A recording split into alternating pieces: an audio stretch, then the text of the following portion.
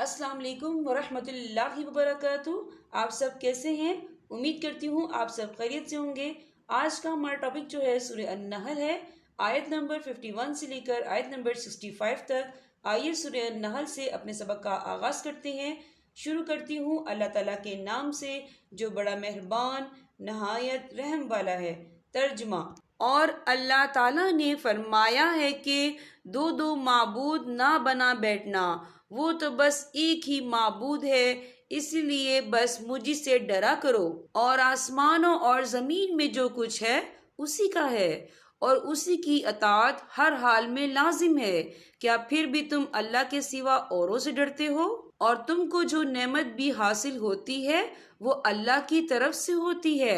फिर जब तुम्हें कोई तकलीफ पहुंचती है तो उसी से फरियादें करते हो। उसके बाद जब वो तुमसे तकलीफ दूर कर देता है तो तुम में से एक गिरोह अचानक अपने परवरदिगार के साथ शिर्क शुरू कर देता है ताकि हमने उसे जो नेमत दी थी उसकी नाशुक्री करे। अच्छा, कुछ ऐश कर लो, फिर अनकरीब तुम्हें पता चल जाएगा। और हमने जो रिस्क इन्हें दिया है इनमें वो इन बुतों का हिस्सा लगाते हैं जिनकी हकीकत खुद इन्हें मालूम नहीं है।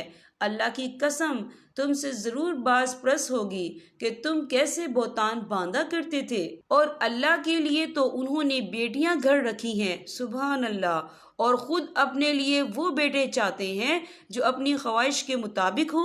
और जब इनमें से किसी को बेटी की पैदाइश की खुशखबरी दी जाती है तो इसका चेहरा स्याह पड़ जाता है और वो दिल ही दिल में घटता रहता है। इस खुशखबरी को बुरा समझकर लोगों से छुपाता फिरता है और सोचता है कि जिल्लत बर्दाश्त करके इसे अपने पास रहने दे या इसे जमीन में गाड़ दे। देखो इन्होंने कितनी बुरी बातें तय कर रखी हैं। बुरी बुरी बातें तो इन्हीं में हैं जो आखिरत पर ईमान नहीं रखते। और आला दर्जे की सफात सिर्फ अल्लाह की है और वो इक्तिदार का भी मालिक है, हिकमत का भी मालिक। और अगर अल्लाह लोगों को इनके जुल्म की वजह से फौरन अपनी पकड़ में ले लेता तो रोए जमीन पर कोई जानदार बाकी ना छोड़ता, लेकिन वो इनको एक मुअय्यन वक्त तक मोहलत देता है। फिर जब इनका वो मुअय्यन वक्त आ जाएगा तो वो घड़ी भर भी इससे आगे पीछे नहीं हो सकेंगे। और उन्होंने अल्लाह के लिए वो चीज़ें घर रखी हैं जिन्हें खुद नापसंद करते हैं, फिर भी इनकी ज़बानें अपनी झूठी तारीफ करती रहती हैं कि सारी भलाई इन्हीं के हिस्से में है। लाजमी बात यह है कि ऐसे रवैये की वजह से इनके हिस्से में तो दोज़ख है और इन्हें इसी में पड़ा रहने दिया जाएगा। ए पैगंबर, अल्लाह की कसम, तुमसे पहले जो उम्मतें गुजरी हैं हमने इनके पास पैगंबर भेजे थे तो शैतान ने इनके आमाल को खूब बना सवार कर इनके सामने पेश किया।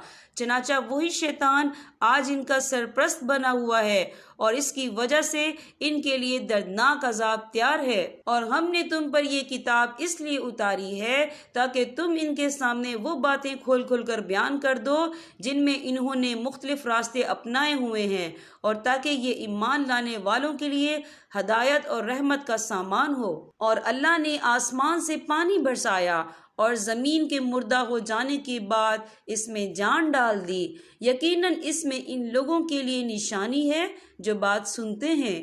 यहाँ पर हमारे सबक का इख्तिताम होता है। अल्लाह पाक तमाम उम्मत मुस्लिमा को कुरान पाक पढ़ने, समझने और इस पर अमल करने की तौफीक अता फरमाए। अब मैं आपसे इजाज़त चाहूँगी। अस्सलाम वालेकुम वरहमतुल्लाहि वबरकातुहू।